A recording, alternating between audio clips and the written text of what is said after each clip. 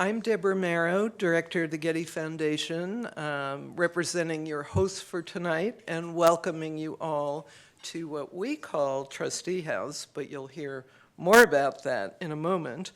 On behalf of all my Getty colleagues, the Foundation is delighted to host and to kick off these 3 days of presentations, conversations, and house tours.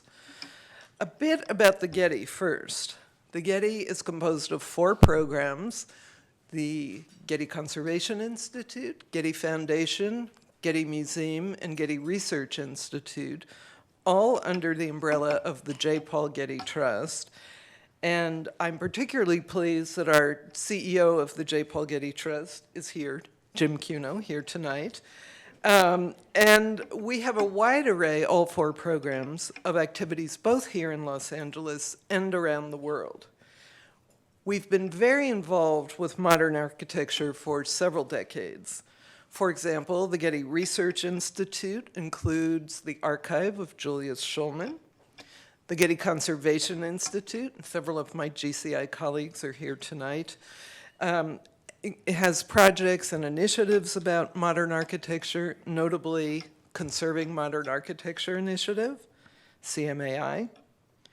The Getty Foundation supports research and conservation, provides grants for projects that include modern architecture, most recently our current initiative, Keeping It Modern.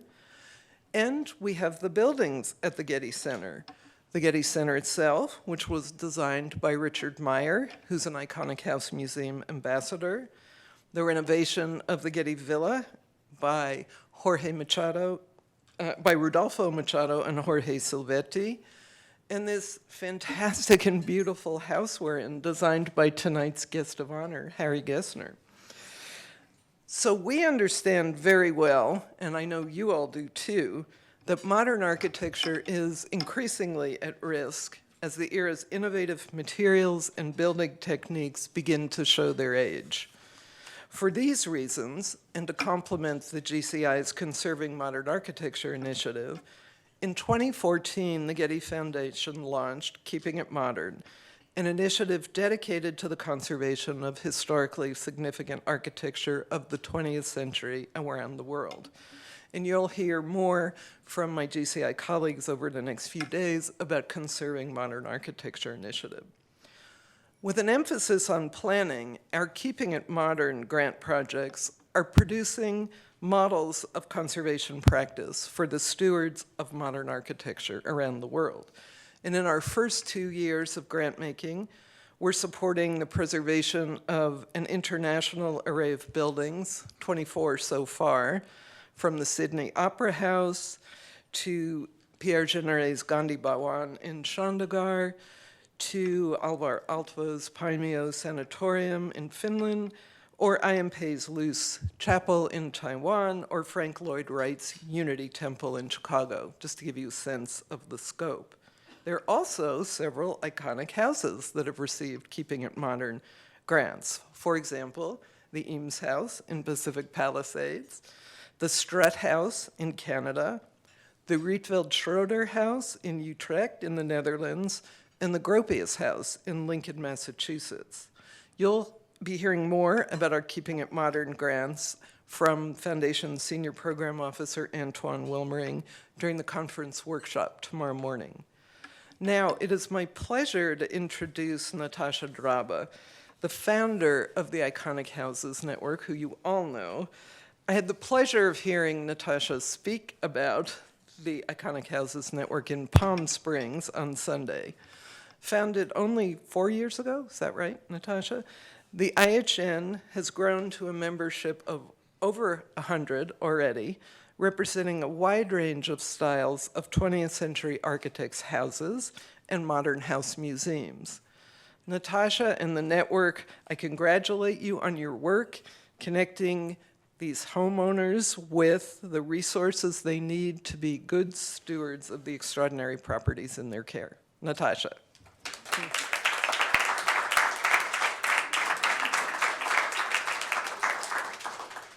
Thank you very much, Deborah, for this introduction. On behalf of the board of the Iconic Houses Network, I'm delighted to welcome you here all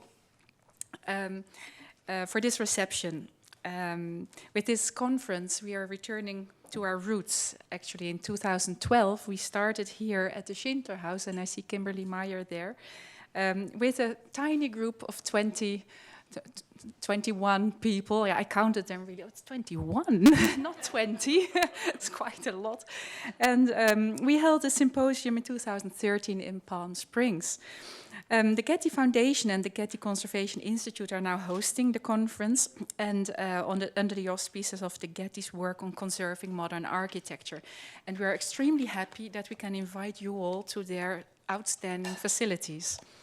Los Angeles is a profoundly inspiring location, thanks to its astonishing 20th century houses. And I don't really know of any other place with such a density of highly exciting modern residential architecture. Thanks to Pasadena Heritage, we were fortunate to get their preservation director, Jesse Lattick, on board as our local conference organizer and as our liaison with the Getty organization. That was an ideal situation. Our local tour organizer is Kristen Stone, owner of the Pasadena Tour Company. She stepped in to organize our logistically challenging tour program, so professionally, and I say challenging, given the fact that LA traffic, given the LA traffic and the distances involved. So for the European people among us, it can be that you'll be just an hour stuck on the highway, and then that's LA. You just have to have a nice conversation with the one who's next to you. Don't blame us. This is a disclaimer for the rest of the week. But thanks to their tireless plotting and planning, we can join the lectures in the museum lecture hall in the mornings and see some of the most memorable houses in a short space of time in the afternoons. Just to give you an idea of the composition of this group this evening, we are here with our organizing partners, our supporters and sponsors, speakers and house tour hosts, representatives of our highest level members and organizing board, and last but not least, our guest of honor, Harry Gesner, the architect of this house. More about him a little later. The Iconic Houses Network is the international network connecting architecturally significant houses from the 20th century that are open to the public as house museums. They are all listed on the website iconichouses.org. The platform also focuses on conservation, management, policy, and cooperation. And this is where the Getty Foundation and Conservation Institute and Iconic Houses have shared missions that made it obvious to join forces for this conference. The GCI is delivering 2 workshops tomorrow on keys for successful fundraising for modern house museums and on conservation plans for modern house museums. And we look forward to 2 days of lectures and tours on Thursday and Friday, concluded by a fantastic cocktail party at the Sheats-Goldstein residence, for which we thank James Goldstein for his generosity. That was really the cherry on the cake of the program of this week.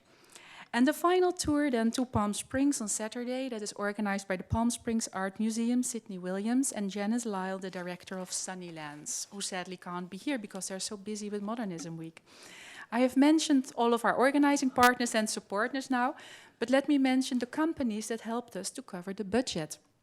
Without their generous support, this 4-day event would not have been possible. The conference now has more lectures than we ever had more tours than we had before, and more support than ever. I'd like to mention them all, and they're almost all here with us. The Annenberg retreat at Sunnylands, with Jenny Elsner Associates, Acme Technologies, Kelly Sutherland McLeod, and special thanks to our lead sponsor, Crosby Doe, real estate broker and the developer behind the website Architecture for Sale. That shows that it is even possible not to only dream about these magnificent houses, but that it is in fact possible to buy them. For some. Then, let me introduce to you our guest of honor, Harry Gesner. We are here at what is now known as the Trustee House, that is used by the Getty only for their very high profile events. It was designed 50 years ago in 1965 for Jack Scantlin and known as the Scantlin House. Because of the idea to host a reception here, I started to research about the house and its architect. And I got to know that Richard Meyer advised the Getty Center to not tear this house down while he was planning for his new museum at the Hill, but advised them to restore it. And during the many years of the construction, he never stayed in a hotel, but he always stayed in this house. Until one day, I don't know if I should tell this story or Jim Cuno should. I think Jim Cuno should tell this story. Is Harry going to tell that story? What happened that one day? Okay. I must admit that I had not heard from Harry Gesner yet, but soon I found out that he also designed the Coenga Pass boathouses, and these have always intrigued me. So his work was already on my radar. I just didn't know his name belonged to their design. It appeared that he was living in Malibu and still practicing as an architect, and in conversations with our enthusiastic conference partner, Susan MacDonald, it became clear that the Getty had intentions to organize something with him. So 1 and 1 makes 2, this reception would be the ideal occasion for it. This was meant to be. In October, a small delegation from the Getty and organization team visited him in his sandcastle, and we also met Lisa, his archivist, and were so impressed that later on in designing our tour program, I hardly dared to ask the question, but I wanted, of course, our attendees to experience the same that what we experienced, that special place that you created in that cove in Malibu in 1970. The way that you created your own little paradise there on the beach, living with the waves, the wind and the ocean. Small detail is that the name of your dog is Sapphire, god of the wind. The whole place breathes living with nature. Plus, your love for fast cars and a life full of beautiful women and a 40-year marriage with famous Broadway star Nan Martin made you the perfect embodiment of our theme, a Californian state of mind. So, you have 2 sons, Jake and Zen, from your marriage with Nan, and Zen is also here with us today. Your background is fascinating as your work. Your father was an archaeologist, and you know that already. So I'm his father was an engineer and inventor. You lived from the royalties from his patents. You were raised in Santa Monica Canyon and started surfing at the age of 8. And he still surfed until 5 years ago, when he was 85.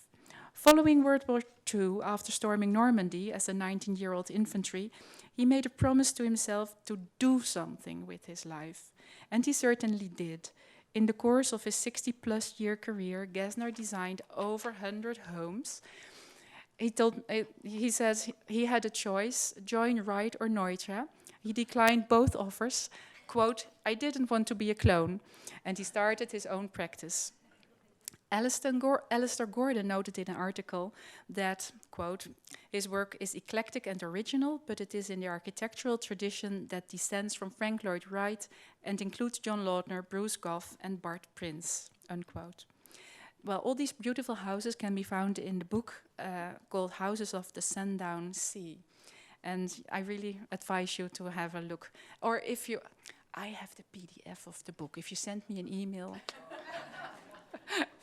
His most iconic house is the Cooper Wave House. It is right next to the Sandcastle, and you will also get to see it Thursday afternoon. There is even a feature film length documentary at this moment being made about your life and work. And the team will also show behind the scenes when we tour Harry's own house, the Sandcastle, on Thursday. Harry's passion for environmental sustainability has also transferred to his work designing homes that are totally off the grid. And we're happy to have him here talk today with Jim Cuno to get to know a bit more about the man and his work. Well, I think I've said enough now. I'm far over my 5 minutes. So Jim, will you please take over?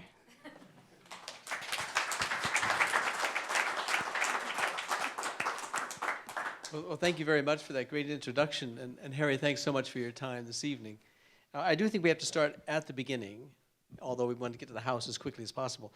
But the beginning, I might begin with your uncle, Jack Northrop, who was an aircraft designer responsible for, among other things, the prototype of the stealth bomber. So I'm thinking of wingspans, and I'm thinking of your houses. Was there any conversations early in life with your uncle about designing things? No. In fact, All right, my second question is, he wanted me to learn how to fly with his son, my cousin, John.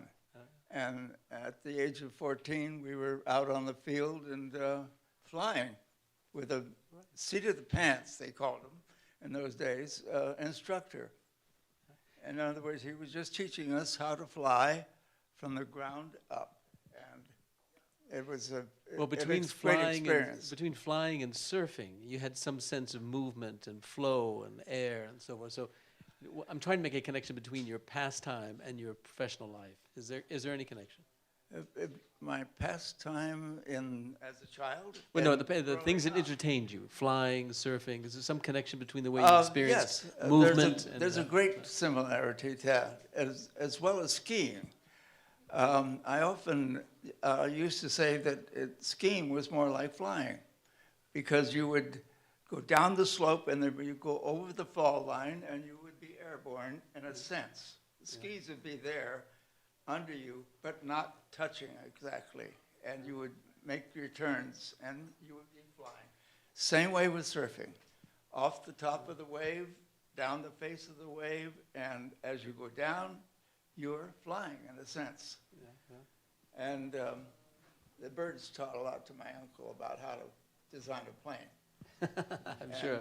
And I picked up on that. Yeah. So age 8, you're surfing. Age 14 or 15, you're learning to fly. How did you become an architect? What was the next step in the process of becoming an architect? I always gravitated to designing homes, and that was what I think I genetically had to do. It just automatically happened. I became an architect through gravity, through the genes. Yeah. I had an uncle who told me that I had no talent at all, and he was an architect. And that even helped me and assured me that I was going to be one, because I always went against the grain. When and how did Frank Lloyd Wright come into your life? After World War II, I went to New York to work, to make money, so I could go on an archaeological expedition to South America. And in that period of time, I was also thinking seriously about architecture. And I would take the train up to, what was it? Anyway, where he was teaching at Yale. And I would sit in on his classes, audit them, and trying to figure out whether or not I wanted to follow to him in Arizona, Talazin in Arizona. And he saw some of my sketches, wanted to see what I was doing back there in the last row. And he said, you ought to go out to Talazin. And I said, I'll think about it. And I thought about it, and I thought, no, he's too strong a personality. I'm going to do it on my own. I'll give myself 10 years to become an architect, and I'll teach myself. But that is something that traveled in the family with the rest of the genes, because my father was an inventor and a sportsman, and being of that ilk, he sort of passed it along to me that if you wanted to learn something, you do it yourself. You don't go to school. You get into the business. Well, did Frank Lloyd Wright come into your mind because he was a famous architect, or because you saw some building of his that you admired? I admired his work. Was it houses you admired, or was it the office buildings, or the whole career of an architect you Just admired? as a personality and Glamorous and a personality. career. Yeah. You were already then inclined toward glamour. I was already, what? You were already then inclined toward glamour. I mean, look at you tonight. You're a picture of glamour tonight. We have Victoria's Secret coming to the house to You know, to do a little bit of their advertising. You know, I've never been able to say that about the house in which I live. I have to join the group. Don't hold, let us hold you back. Yeah, absolutely. But how did it get to houses? Was it because those were the likely commissions as a young architect one could get, or was it because something about the house itself that you admired? I think my first break was the fact that I had told my aunt, Jack Northrop's wife, that I was interested in designing, and I had designed my parents' home and built it brick by brick Where? Where's that? in the valley. It has long since been torn down, but I mean, it was, I think, an exceptional break for me, because I built this entire house, and then I built a studio for myself. And then in the process of doing that, my aunt and my uncle decided that they were going to build in Santa Barbara. And she said, let's ask Harry if he'll design it. And that was the break I needed. But was there any, I mean, you didn't say anything about training as an architect. You talked about some sketches that Frank Lloyd Wright looked happily upon. But was there some training, some architecture schooling that you had? I mean, no? But I was good at drawing. Yeah. Did the authorities look favorably on your structures when you built them? They said I should get a license. And I said, well, I can't spend the time, 4 years of going to college and university and studying architecture, and then another 2 years as an architect assistant or apprentice.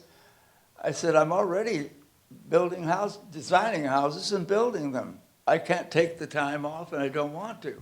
I know what I'm doing, and I know where I want to go, because I knew how to be a carpenter, to be a brick mason, to be everything. But how easy was it then to continue building? How easy was it then to get have the authority to build a house? I mean, didn't they still want you to have a license? I call myself a designer. Oh, a designer. And so you didn't sign the drawings, or some engineer or someone had to sign and the then drawings? And then I had an engineer friend. I see. Yeah. For structural. Yeah. And I just went ahead and did it. They kept saying, Harry, get a license. So finally, they called me in and said, now you have to take the test. I said, I can't take the test. I'm sorry. I'm not an academic, and it takes an academic to learn how to answer the questions. And so that was the end of it, I thought. And then 2 weeks later, a letter arrived from the architectural board with my license. I said, this is a big mistake, I'm sure. And I said, don't tell anybody about this. And that's what it's been ever since. Now, you're famous for loving the challenge of building unbuildable buildings, that is, on sites that are challenging to you. So you've been stubborn all your life? Yes. Yeah, that's what I thought, yeah. What is the attraction about the unbuildable site? The attraction is oftentimes the view. Yeah. Here, for instance, the greatest view ever. And Scantlin was a skier, and he heard about my skiing, and I met him on the slope, and he also was a flyer. So we had a lot in common. And one day he said, Harry, I've bought some property up there. I've forgotten, 20, 30 acres of land in Brentwood. I want you to take a look at it.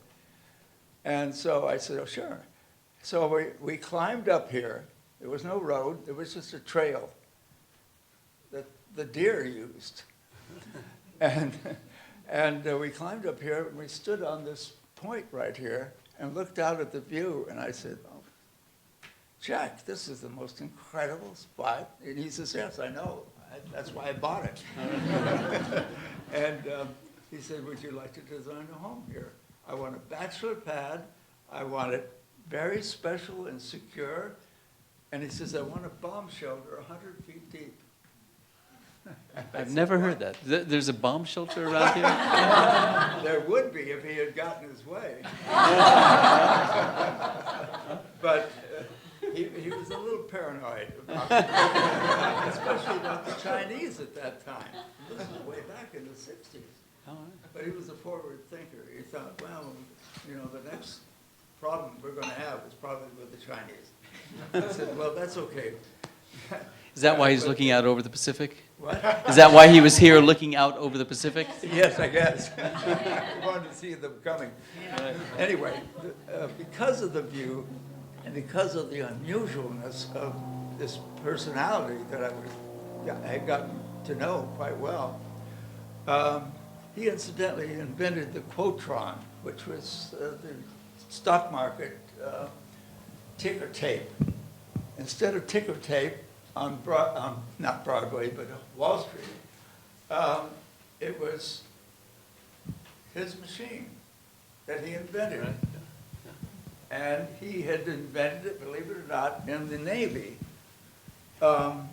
working as some kind of a communications officer. So it's interesting how things come together, because he invented that and it was a huge success. Then he invented the signs that you see on the freeway that says, you know, it's going to take you 10 minutes to get there, Right. and, or whatever else is happening, you know, there's a collision and so forth. Right. Okay, so the first thing you admired about the site was the view from the site. Yes, let's So get that. when did you start the design process, and how many designs did you go through until you came up with a finished design? I usually make several designs on the site. I camped up here. And by the time I'm ready to show the plans to the customer I have, it pretty well fits the site and the personality of the person I'm designing it for. I have a good sense of meeting people and getting a feeling of their wishes and likes and don't likes. How many, then, did he accept the design as you designed it, or were there changes after you presented him with the design? Yeah, he liked it. That was it. Well, that's a good client, I would guess. I've found that most of my clients, there's been a few that are not, but I mean, most of my clients go along with me because I'm out of the box. I don't design like usual people do, architects. Yeah. Nature is what is doing the design. The site is doing the design. The people who are going to inhabit the house are all part of that. But the reason they picked me is because I've always said that, I've always been positive. I can solve any problem, any problem. There's a problem that I guess you could have solved, but you didn't address the problem, and that was the problem of a vagrant man swimming in the swimming pool into the... Could you tell us about that? Well, number one, I like to design interesting things into a home, surprises. And one of the surprises in this house was that Jack wanted to swim every day.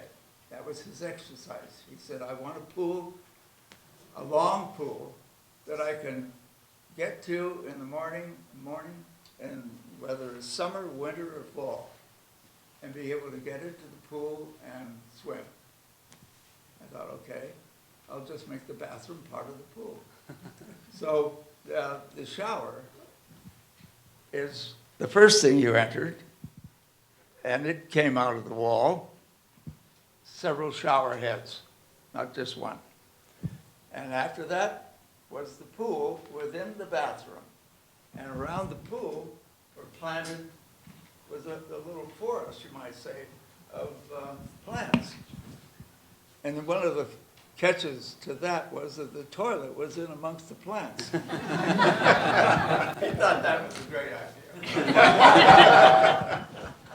That's really getting back to nature. So, anyway, I fixed it so there was an airlock between Oh, right. the bathroom and the pool. All he had to do was duck under and he would be in the pool, but you couldn't see it Right. from the outside.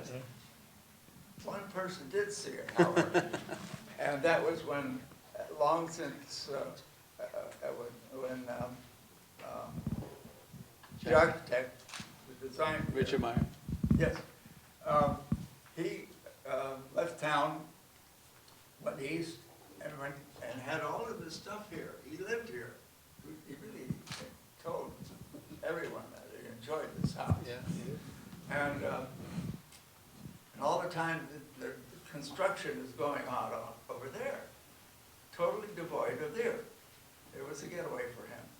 Okay, what happens? He goes east, and when he gets back, he comes into the house, front door, and there's somebody sitting in one of these chairs, smoking one of his cigars, drinking his brandy, and dressed in his robe. And he says, "Who are you?" This guy, I'm sure, had a beard.